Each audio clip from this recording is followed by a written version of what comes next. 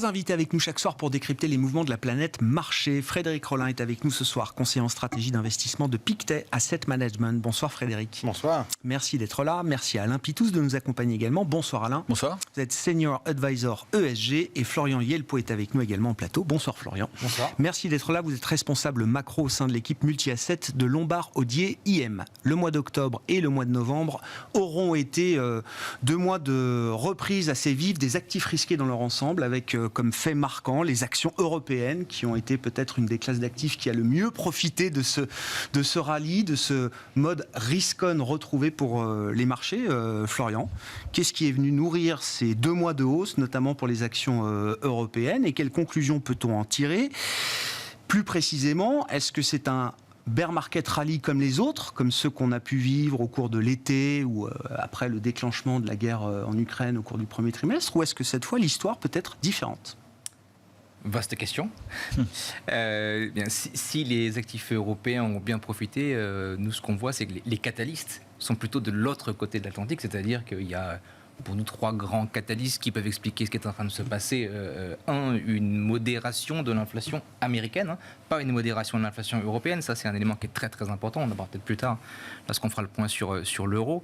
C'est le premier élément. Ça fait 4 recul de l'inflation en glissement annuel, c'est-à-dire que c'est de moins en moins élevé. Donc on peut commencer à entrevoir qu'on est passé le pic de l'inflation, première information. Deuxième information, la conséquence naturelle, la Réserve fédérale américaine, la Banque centrale américaine qui... on ne peut pas dire qu'elle se dédie de ce à quoi elle s'est engagée. Elle est simplement en train de constater que la médecine Fed est en train de fonctionner, l'inflation commence à donner des signes d'essoufflement, sans pour autant que l'économie elle-même donne des signes de souffrance.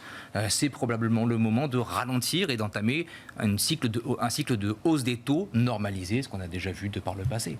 Le dernier élément, et ça c'est ce qui est commun par contre avec la situation en juillet cette année, c'est qu'on avait toujours un positionnement extrêmement pessimiste en ligne directe. Je parle de positionnement en cash, c'est-à-dire que à la fois les investisseurs retail, les investisseurs institutionnels, comme nous d'ailleurs, étions sous-exposés au marché risqué.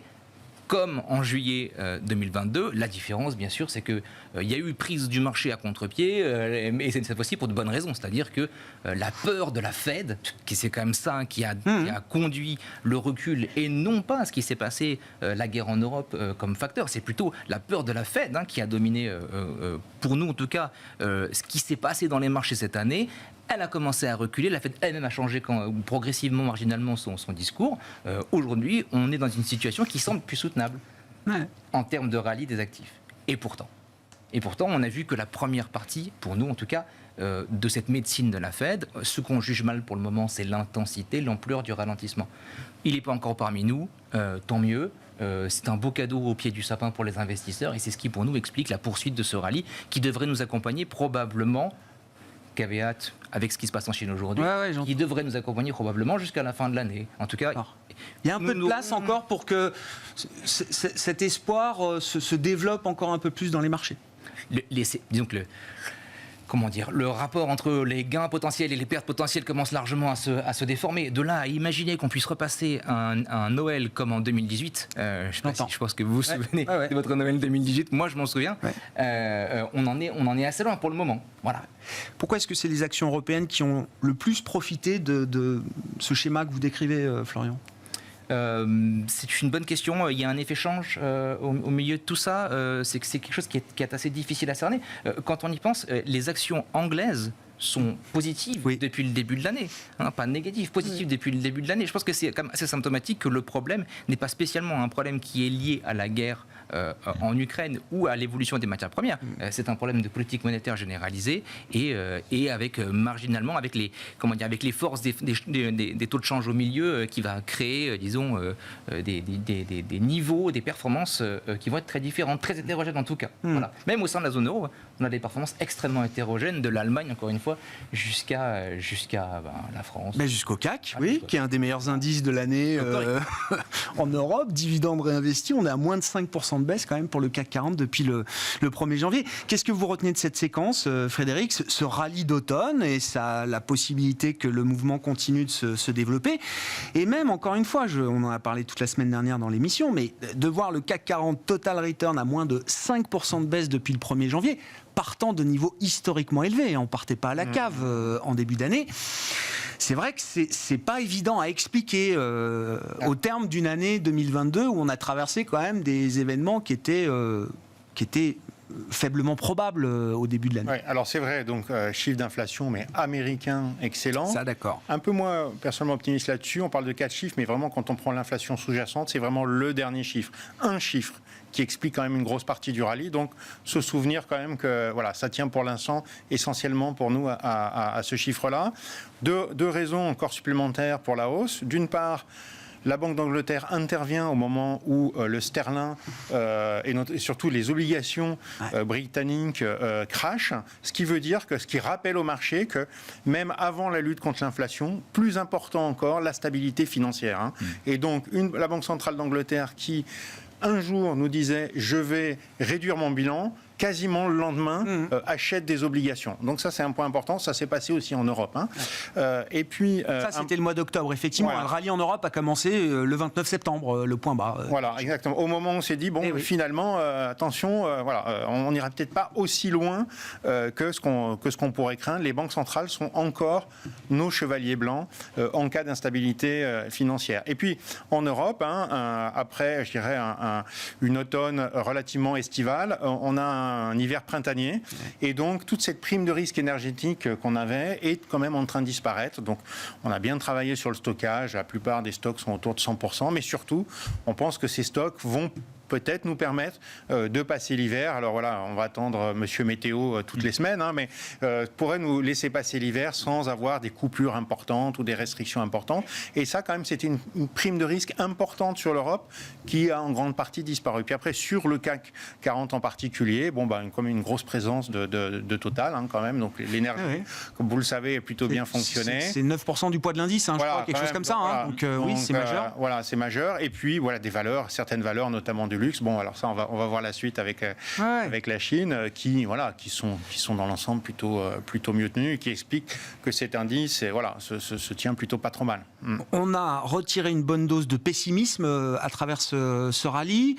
Est-ce qu'on est déjà en train d'acheter une histoire un peu trop rose à votre goût pour 2023 ou est-ce que à ces niveaux de marché, ces niveaux de valorisation également, est-ce qu'on est prêt quand même à affronter les difficultés qui s'annoncent et qui vont pas s'arrêter pour 2023 à notre goût, effectivement, le marché quand même commence à devenir un petit peu optimiste pour nous. D'accord. D'abord, on le voit dans les différentes mesures qu'on peut avoir de l'optimisme des investisseurs.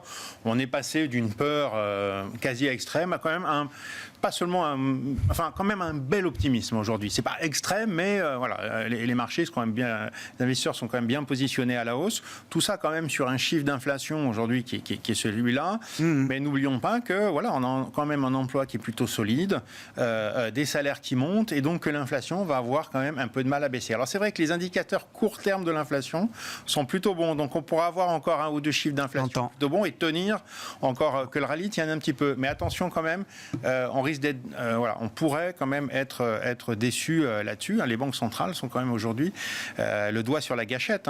Jérôme Powell nous a dit à quel point il comprenait mal l'inflation.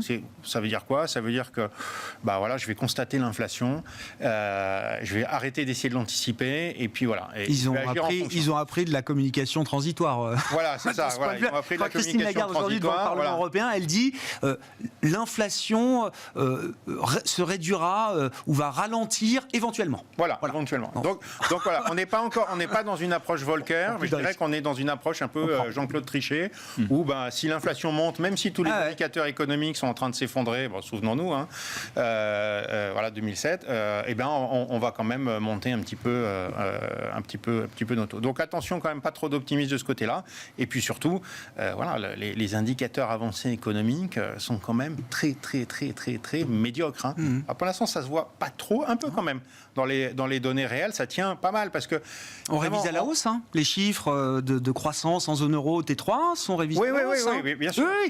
Oui, c'est dans le rétroviseur. Enfin, c'est pas non plus il y a 10 ans. Regardons les nouvelles commandes sur des entrepreneurs. Regardons le moral des consommateurs. Ouais. Évidemment, c'est difficile de baisser sa consommation. Hein, on le sait bien. Et puis, on a une épargne accumulée récente qui nous permet de tenir. Mais combien de temps ça peut durer ? C'est pas évident. Et on voit quand même les entreprises, les nouvelles commandes qui sont en train de baisser. Donc, voilà, pour nous, une récession en Europe est loin d'être écartée. Impossible. Oui. Elle devient même plutôt probable. Ouais. Et aux États-Unis, c'est l'épaisseur du trait. Donc voilà, il y a quand même à la fin la réalité économique, celle des profits. Peut-être un peu tôt pour le marché, finalement la saison des profits, c'est très loin. Mais attention quand même, je trouve qu'on est déjà rentré dans un territoire de cherté en fait. Bon. Alain, vos conclusions de ce rallye d'automne. Non mais qu'a été le rallye de l'Europe quand même. C'est 20% et plus de rebond pour les indices européens. Quant aux États-Unis, le S&P déjà est parti un peu plus tard dans ce rebond et il a progressé de 10% plus, quoi. Voilà. Alors déjà, je suis assez en phase avec ce qui m'a été dit, donc je ne vais pas redire ça. Ce que je peux dire, c'est que les marchés, le truc qu'ils détestent le plus, c'est les incertitudes. Bon, ça on le sait tous. Hein. Et on sait tout ce qui va se passer. Donc déjà ça enlève, on sait, disons qu'on a une anticipation assez claire sur ce qui va se passer, une récession qui vient tranquillement se poser comme ça, et on sait aussi que les entreprises vont réagir particulièrement vite. Donc il y a ce phénomène un peu dans les esprits. Après souvent, et on a échangé régulièrement sur ce sujet-là, sur vous savez, le dernier sell-off, le dernier moment où ça balance tout un peu à n'importe quel prix. Alors on l'a eu par endroits. Pas tellement sur les actions, les large cap n'ont pas trop vu ça. Hein. Les actions américaines, le S&P a jamais craché, le CAC n'a jamais fait un dernier, vous savez, ce truc où le marché fait moins 8 panique, dans la semaine, séance de panique. La journée, c'était une hémorragie continue, mais c'était pas une journée de panique sur les grandes valeurs, plus qu'une autre. Alors après, si on regarde par classe d'actifs, on a eu ce crash sur les obligations, on a eu ce crash sur des segments obligataires qui ont été quand même particulièrement massacrés, la dette émergente a quand même été sévèrement sanctionnée, les small cap européennes ont quand même souffert et ils prennent pas encore aujourd'hui trop vite. Donc on a eu ce phénomène en fait qui a été un peu diffus et qui a été moins médiatisé. Et ce moment, ce crack, le dernier sell-off, en fait, on l'a eu pratiquement en Angleterre avec l'histoire dont on a parlé tout à l'heure sur la dette anglaise qui un jour a plus trouvé preneur quasiment, quoi. Donc on a eu ce trou d'air et les banques centrales tout de suite sont intervenues et on a tout de suite vu un discours qui a commencé à un peu à lever le pied sur ça. Donc il y a aussi le phénomène évoqué tout à l'heure qui disait que on est tous arrivés en septembre avec des portefeuilles qui étaient quand même assez allégés, quoi. Et puis, il faut bien, quand le marché commence à repayer de tous les côtés, vous êtes investisseur, vous avez une course après le benchmark, c'est douloureux quoi, de rester trop sous-investi. Donc, un peu contraint et forcé, on y va, puis on finit par se trouver des arguments positifs pour y aller. Et on a eu cette séquence comme ça. Et puis après, il y a eu un autre élément. Et je pense qu'il y a aussi un phénomène, c'est ces phénomènes d'entraînement qu'on voit à la baisse, puis là on l'a eu à la hausse. On a eu le dollar qui a quand même marqué un pic et qui s'est calmé. Et donc ce phénomène-là donne de l'air à plein de classes d'actifs et puis redonne aussi une perspective pour investir. C'est-à-dire que quand vous êtes coincé de tous les côtés avec un dollar qui est trop élevé, vous ne pouvez pas trop acheter de dette émergente, même le high yield est touché, vous trouvez des actions européennes qui sont touchées, vous avez plein d'actifs émergents qui sont touchés, plein d'actifs à risque qui sont touchés. Et puis ça tend les spreads de tous les côtés. Là, tout ça s'est un peu dégonflé. Alors après, ça peut donner l'idée d'un bear market rally. Et c'est vrai que depuis quelques jours, on arrive un peu à des niveaux où on se dit, là, ça y est, c'est un peu on a refait l'excès de baisse qu'on a eu précédemment. L'excès de pessimisme a été enlevé. Maintenant, on va se retrouver. Et ce qui va être, et moi, ça fait un moment qu'on en parle avec des collègues, ce truc-là, c'est que la pire situation pour beaucoup de sociétés de gestion qui ont des fonds multi-assets, et je vous plains sur cet aspect-là, encore que je sais que je connais, je n'ai pas en tête vos performances, mais beaucoup de sociétés de gestion se retrouvent. Imaginez le CAC finit l'année à positif, ce qui est tout à fait possible aujourd'hui. On est à -5, donc 5% dans le mois, allons-y, pourquoi pas. Je regardais, c'était vendredi, des fonds allocataires à -15, il y en a encore beaucoup. Mais bien sûr. Parce que, alors après, on oublie, c'est-à-dire qu'ils ont des fonds, ils ont une partie action, mais ils ont aussi une partie obligataire. Et là, c'est -15, -20 la sanction. Et ça, on le sait tous aussi. C'est un fonds action qui est à -8 par rapport à son benchmark. il peut se refaire, je ne parle pas comme un gérant qui joue, mais il peut se refaire un fonds obligataire ou une strate obligataire à -2, -3. Les risques qu'il faut prendre pour compenser ça sont généralement pas faciles à mettre en œuvre. Alors après, dans le temps, on peut y arriver, mais en prenant des risques sur les spreads de signature, en prenant des risques de high yield, etc. Et donc, les gérants, ils sont un peu obligés d'acheter des actions dans des circonstances comme ça, quoi. Et donc, voilà, on est dans cette situation-là. Après, ce qu'on évoquait sur la récession, on la voit vraiment arriver.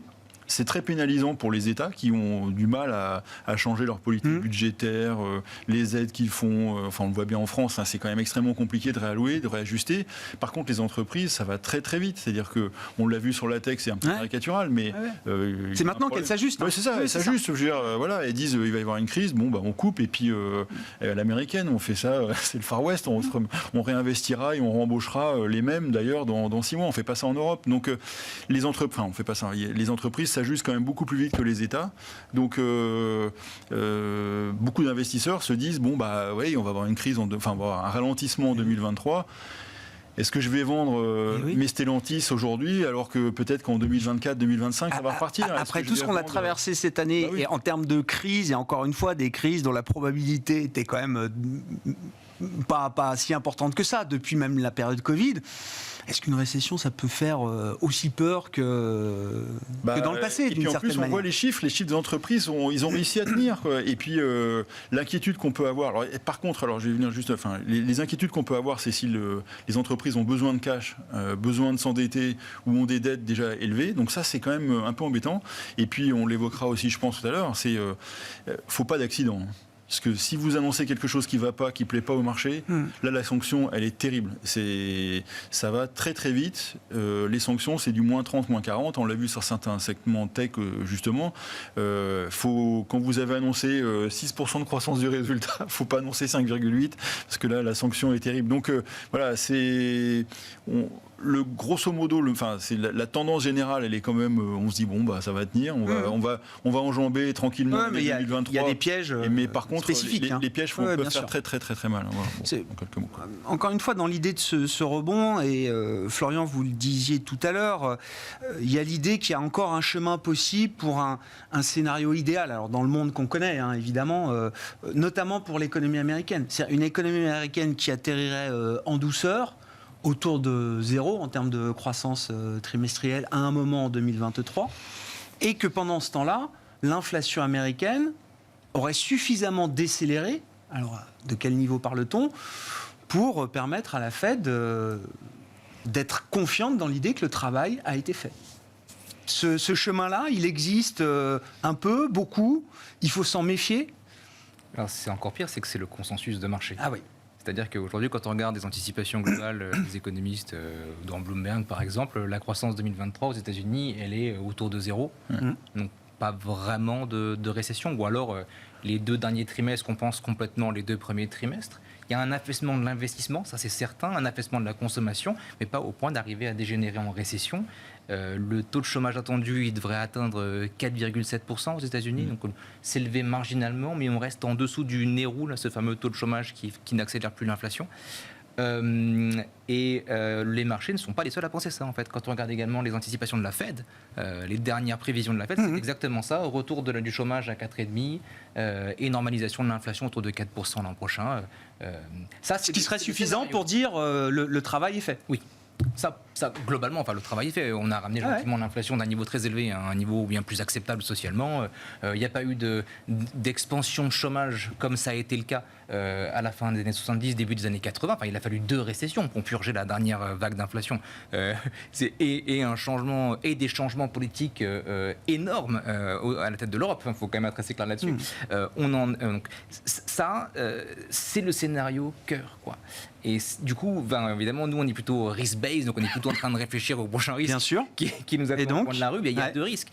2 risques et d'une ampleur croissante. Le premier risque, c'est finalement l'inflation, elle est un peu, voire beaucoup plus persistante que ce qu'on pensait. Les prix sont très visqueux. Il y a encore un peu d'inflation énergétique. La demande reste solide. Les salaires continuent de croître. C'est pas une impossibilité. Ça veut dire quoi ?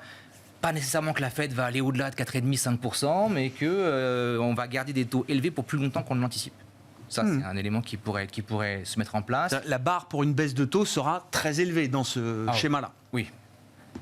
Ça, c'est le premier élément, mais c'est pas très très grave parce qu'on a déjà anticipé une grande part de ce risque et on sera aussi beaucoup moins surpris. Il y aura beaucoup moins d'incertitude face à ça. Le deuxième risque, évidemment, c'est que la médecine de la Fed ait les conséquences qu'on en attend et que la décélération soit plus profonde que ça, qu'on ait réellement un crunch d'investissement, un ralentissement du crédit, un effondrement de la demande.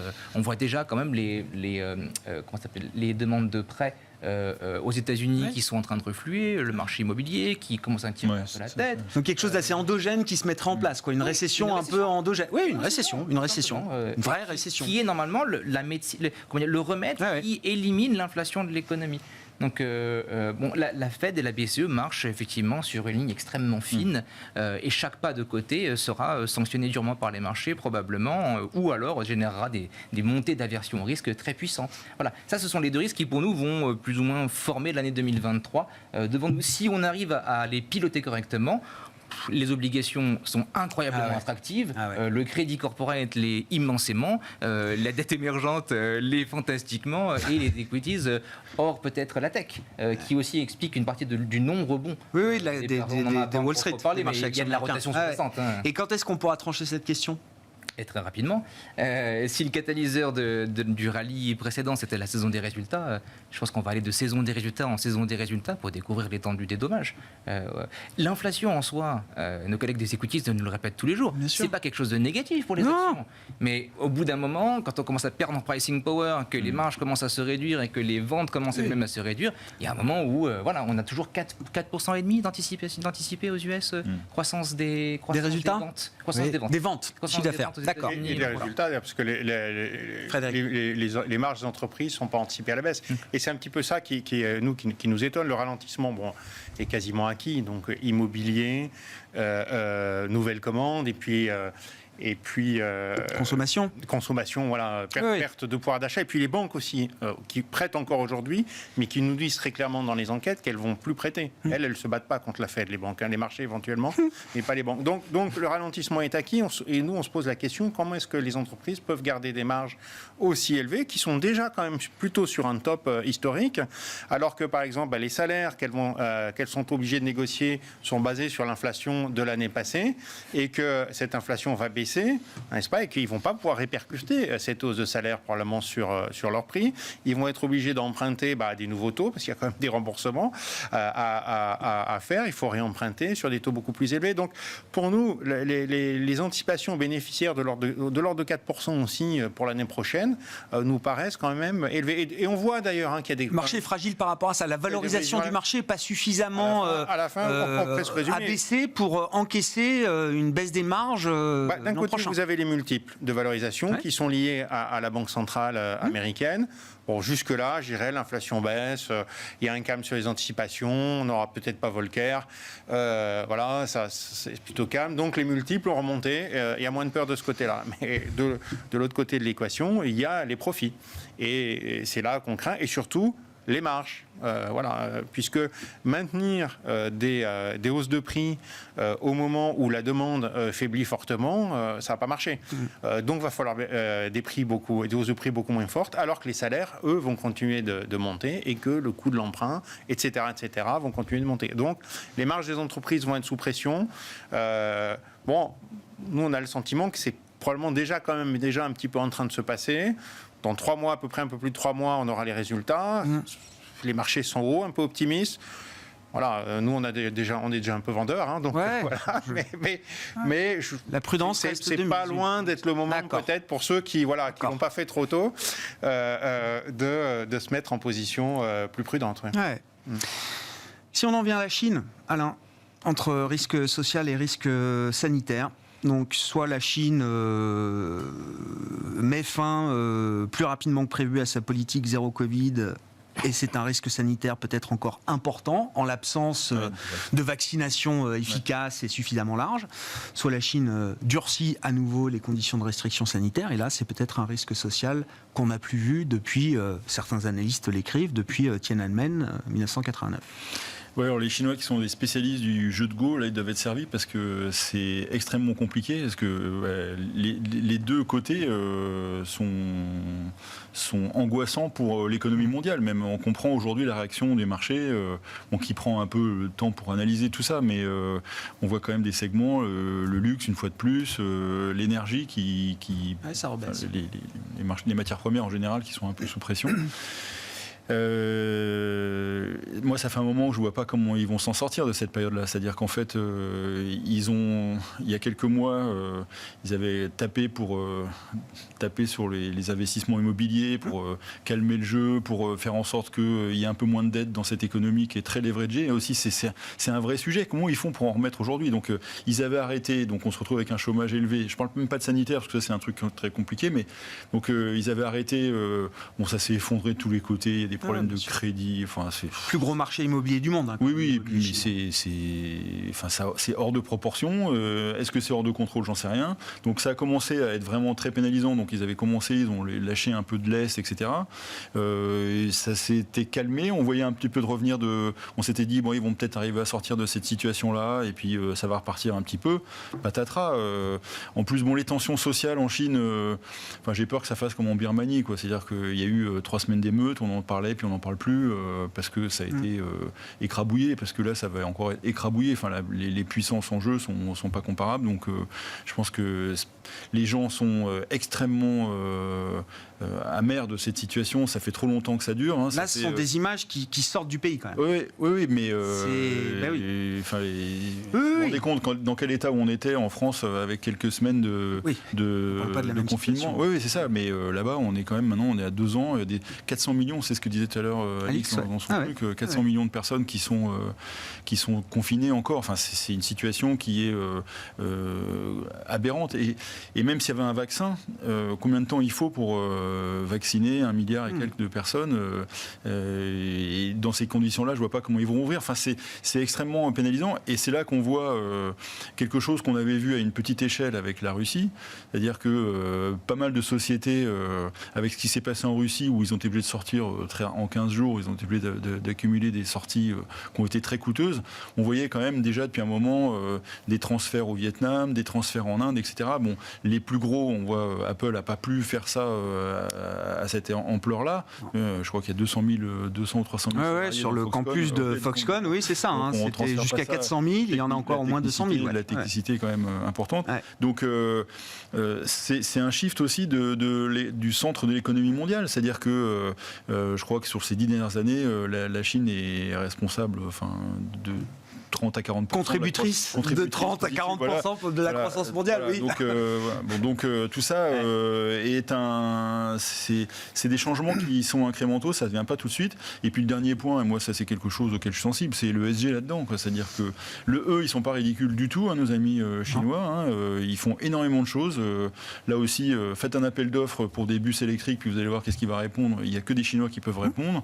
Donc il y a tout un tas de trucs comme ça où ils sont très en avance, avec des coûts environnementaux qui sont à mesurer exactement, mais sur le S et le G, c'est absolument pas achetable. Et puis, je vois, il y a beaucoup d'investisseurs en Europe ou aux États-Unis qui n'achètent pas des entreprises qui sont influencées d'une manière ou d'une autre par l'État. Là, le truc s'arrête, quoi. C'est-à-dire qu'on a vu des segments entiers qui ont été massacrés par des décisions de l'État un peu à l'emporte-pièce, avec encore régulièrement, de temps en temps, il y en a encore un il y a quelques temps qui a disparu pendant quelques semaines pour être rééduqué. Enfin voilà, pour moi, c'est un. Alors j'entends quelquefois. Oui, c'est ininvestissable. Pour moi, c'est pas investissable. Oui, tout à fait. Et puis il y a tellement de choses à faire. Si votre client vous oblige pas à investir en Chine, il n'y a pas de raison d'y aller. Et ça, oui, non, mais bien sûr. Mais si vous voulez investir sur quelque chose qui est lié à la Chine, faites du luxe, faites pas des actions chinoises. Oui, mais je suis même étonné parce que l'affaire Foxconn est intéressante. Donc il y a le côté restriction sanitaire. Il y a eu un bug visiblement. On a lâché une prime, un chèque de $1 400, je crois. Encore une fois, Apple, je pense, c'est le premier dans l'ordre de Foxconn dans cette huile. c'est pas la première fois qu'il y a des sujets de ce point de vue-là. Ça glisse sur Apple. Alors Apple a baissé cette année, le titre, je parle, mais pas du tout sur des considérations de problèmes de droits sociaux dans les usines chinoises ou autres. Apple n'a jamais été affecté par ça. Mais je ne sais pas si vous vous rappelez, il y a 24 mois, quand on parlait de la tech, on avait ces sujets ESG sur la tech. Amazon, il y a des problèmes sociaux depuis très longtemps. Tesla aussi, Google sur des thématiques sur les données privées, etc. C'est des mèches très très lentes, mais quand c'est parti, vous ne redressez pas ça tout de suite, quoi. Donc, je ne mets pas Téléperformance dans le même sac, mais c'est quand même une boîte de tech. Oui, mais c'est quand même une boîte de tech. Oui, mais aujourd'hui, ça a été pricé comme une boîte de tech. Oui, mais vous voyez, par exemple, typiquement, Téléperformance, aussi, on peut en parler en 2 secondes. C'est-à-dire que il y a cet accident qui arrive, mais ça fait un moment que les investisseurs ESG sortent. Moi, je me rappelle aussi Orpea. Enfin, on peut en reparler. Il y a des investisseurs ESG qui étaient sortis depuis très longtemps sur ce dossier-là. Pas tous, visiblement. Non, pas tous. Non, mais bon, après, enfin voilà. Oui. Ces trucs, puis bon, je veux dire, si on ne peut pas donner des leçons sur ce truc-là. Mais oui, c'est les choses plafonnent, se dégradent un peu. Bon, c'est pas très grave. On va s'arranger, machin, etc. Puis à un moment donné, ça se casse et remettre ça dans l'autre sens, ça va être extrêmement compliqué. Comment voulez-vous faire pour que la Chine redevienne investissable sur le plan ESG ? Vous allez voir que Xi Jinping voulait dire il faut changer le mode économique. Bon, je ne sais pas, Charles Michel, il va y aller cette semaine. Président du Conseil européen, il y sera jeudi. Oui, bon courage. Oui. Là aussi, c'est des travaux de longue haleine. Et vous voyez, c'est des choses qui mettent beaucoup de temps à se dégrader, mais quand c'est dégradé, pour rattraper ça, c'est très très long. Sur la Chine, messieurs, Florian et puis Frédéric, il y a une issue positive possible pour la Chine déjà, et puis pour la macro globale dans son ensemble ou pas ? Si on veut regarder le verre à moitié plein, il y a 2 éléments que je regarderai. Le premier, c'est qu'il y a pas mal de mesures qui sont en train d'être déployées. On ne les voit pas trop, mais la croissance du crédit a repris. La Banque centrale est la seule banque centrale dovish de toutes les grosses banques centrales mondiales. Il y a des efforts qui sont déployés, mais le relais à l'économie et puis le relais à la situation sociale, sanitaire, que je ne commenterai pas, bien sûr, prend du temps. Et la Banque centrale ne peut rien faire contre cette situation sanitaire globale. Ça, c'est une évidence. Le deuxième élément, c'est que c'est aussi un signe, je vois aussi là-dedans un signe qu'il y a une velléité de sortir de cette politique zéro Covid. Maintenant, on parle de politique zéro Covid dynamique. Il commence à faire un petit peu dans le marketing. C'est intéressant, mais disons, la tendance, la direction, en tout cas, est bonne. Si on déconfine aujourd'hui la Chine, plus les aides qui ont été déployées et qui vont encore être déployées, on le verra assez vite dans le prix des matières premières. Pour nous, ça c'est l'un des risques justement dans ce scénario qu'on disait, le risque numérique dont on parlait, dans le premier de ces risques, progression de l'inflation plus importante l'an passé. Là-dedans, il y a un case, il y a un élément qui pourrait dire la Chine se déconfine plus vite pour des raisons peut-être politiques. Il y a une demande, c'est le deuxième consommateur de matières premières, en tout cas de pétrole, au monde. On le verra dans les prix, et ça va se mélanger évidemment avec les sanctions qu'on tente d'appliquer, la deuxième vague de sanctions qu'on tente d'appliquer à la Russie, le price cap, les contraintes sur la production russe et les quotas de l'OPEC. C'est un cocktail détonnant en fin de cycle, parce que c'est là où on en est. On est en fin de cycle. Là, en première intention sur les nouvelles chinoises, le marché des matières premières baisse plutôt. Oui, bien sûr. C'est ça. Oui.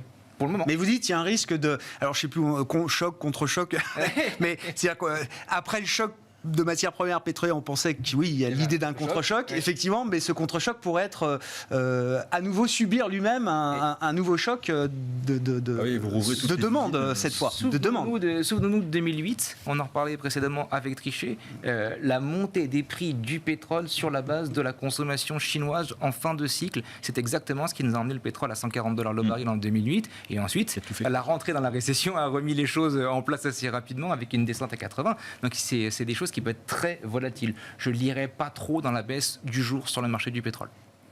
Frédéric, sur ces considérations chinoises, ce que ça peut avoir comme impact. Alors pour l'investissement en Chine, si on a envie d'être investi en Chine, et puis pour le reste également, on voit toujours qu'il y a des secteurs en Europe qui réagissent fortement aux nouvelles chinoises. Je crois que le ralentissement chinois de ces derniers trimestres, finalement, nous a plutôt servi, paradoxalement, puisque les investisseurs regardent assez peu la croissance, pour l'instant, mais regardent l'inflation. Effectivement, baisse des matières premières et donc un certain contrôle de l'inflation. Pour ce qui est, et puis aussi réallocation aussi, parfois depuis les émergents et la Chine, vers les actions développées. Il y a eu beaucoup de sorties. On a vu même une capitulation à un moment des investisseurs depuis une remontée. Pour nous, les actions chinoises, clairement, il y a un manque de visibilité. Donc on n'a pas envie de prendre une position d'un côté ou de l'autre. Alors vraiment, c'est pas cher.